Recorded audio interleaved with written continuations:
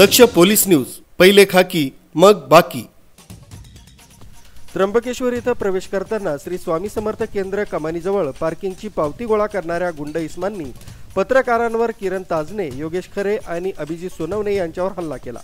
हल्ल्यात पुढारी चॅनलचे प्रतिनिधी किरण ताजने हे जखमी झाले। गुन्हे दाखल असलेल्या गुंड प्रवृत्तीच्या व्यक्तीला प्रवेश शुल्क वसुलीसाठी ठेका देणाऱ्या अधिकारी यांच्यावरही कारवाई झाली पाहिजे, अशी मागणी पत्रकार संघटनांच्या वतीने करण्यात आली। चाललो होतो, एंट्री केल्यानंतर तिथे पावतीवाले होते।